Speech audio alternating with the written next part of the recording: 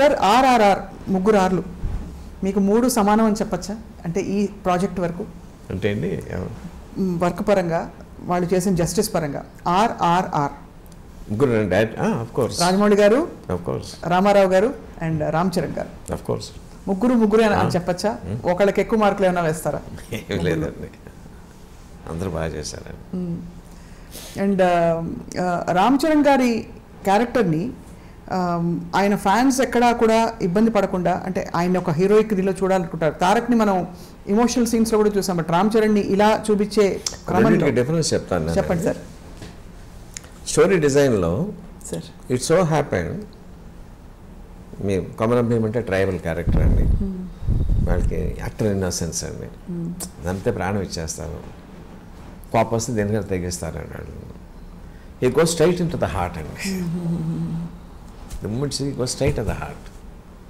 But a person ఏమాత్రం కొంచెం intelligence ఉన్నా సరే there are so many complexities in the character of Ram Charan they keep on appreciating him అబ్బా ఏం చేసి నెత్తిన పెట్టుకుంటారండి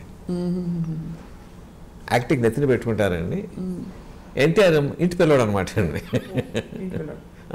they take him to the heart అండి that's the difference they're both complementary they're not against each other అండి the characterizations అంతే నిప్పు నీరు అన్నా చూడండి అవునవునవును అంటే ఈ మాట సెంధిల్ కుమార్ గారు మనం మాట్లాడుతున్నప్పుడు కూడా ఇంచుమించు ఇలా ఎక్స్ప్లెయిన్ చేసి చెప్పారు బట్ మీ అంత విపులంగా కాదు వారు మితభాష కాబట్టి but he was talking about camera ముందుకు రాగానే ఎన్టీఆర్ ఇలా ఎమోషన్తో ఈ టేక్స్ ఓవర్ వెరాజ్ రామ్ చరణ్ మెల్లిగా అంచెలంచెలుగా you develop that love and affection ఎల్లి కొద్దీ కూడా గౌరవం పెరిగిపోతూ ఉంటుంది రామ్ చరణ్ మీద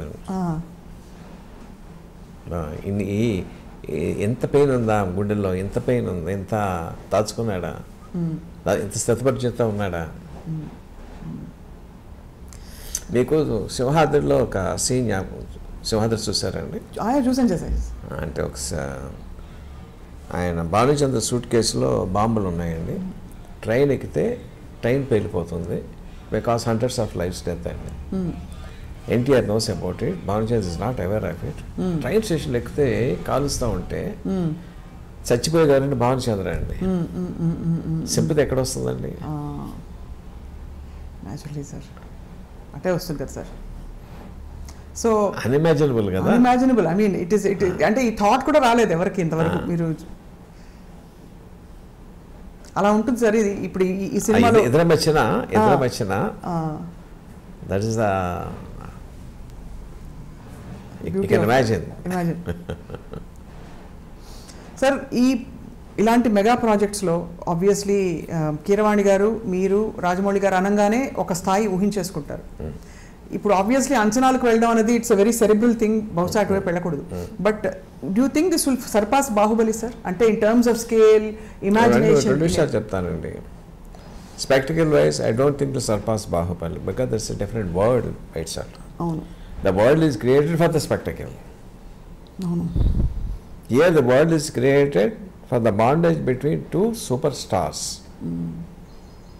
అట్లాంటి వరల్డ్ క్రియేట్ చేయబడింది ఇక్కడండి this is not intent for the spectacle presentation సినిమాకి ఎంత కావాలో అంతవరకు దాంట్లో ఉంది అట్మాస్ఫియర్ ఉందండి we created that world where it looks realistic అండి అంటే ఇంకా the story is happening in Delhi in 1920s so దాని తాలూకు అట్మాస్ఫియర్తో ఆథెంటిక్గా చేశారండి but you can't expect cages like Baahubali అండి ఏలూరు కానీ 100 స్పేస్ జనరల్ ఫైట్లు కానీ the story doesn't demand it పెడితే ఇట్ లుక్స్ ఆర్టిఫిషియల్ అండి but for the emotional content is concern it is going to surpass Baahubali అండి ఎమోషనల్ కోషెంట్ ఏదైతే ఉంటుందో కథలో ఆచరించేవారికి దాని మీద ఒక మార్క్ ఎక్కువ ఉంటుంది తక్కువ ఉండదండి ఇది అడగడానికి కారణం ఏంటంటే సార్ మాహిష్మతి సామ్రాజ్యం మనకి అమరేంద్ర బాహుబలి వీళ్ళందరూ క్యారెక్టర్స్ అయిపోయారు మన జీవితంలో అంటే వాళ్ళని మనం అమరేంద్ర బాహుబలి అని మేము ఓకే ఆ మాటల్లో ఊత పదాల్లో వాడేసుకుని పిలిచేస్తుంటాం రమ్యకృష్ణ గారి క్యారెక్టర్ ఇవన్నీ సజీవంగా మిగిలిపోయాయి బట్ ఇందులో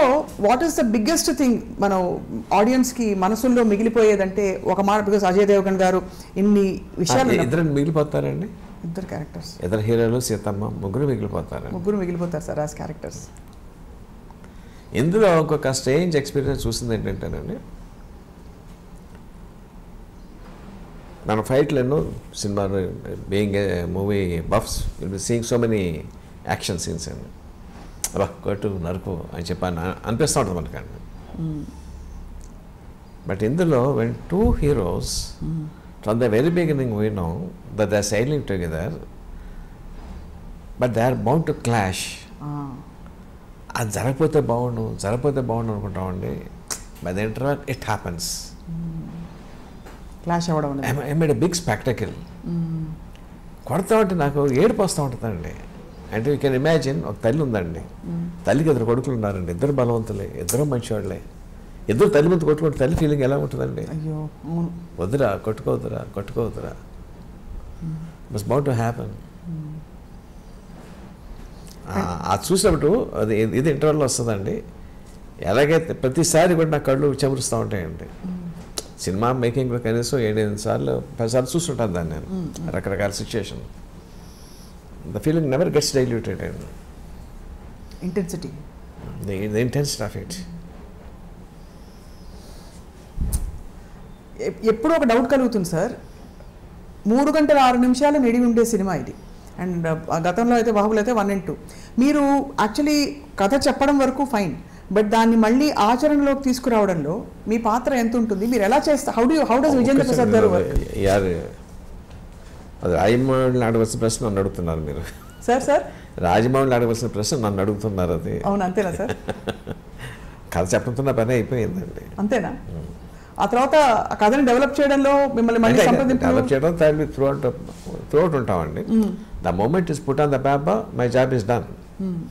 ఎప్పుడైనా ఒకసారి రష్ శ్రమించి అడుగుతూ ఉంటాడు, ఇంపార్టెంట్ సీన్ ఏదైనా తీస్తూ ఉంటే సెట్ పిలిచి ఇలా చేద్దాం అనుకుంటున్నానండి మీరు ఏమంటారు అంటూ ఉంటాడు. అంతేనండి, అంతకుమించి పెట్టుకోకూడదండి.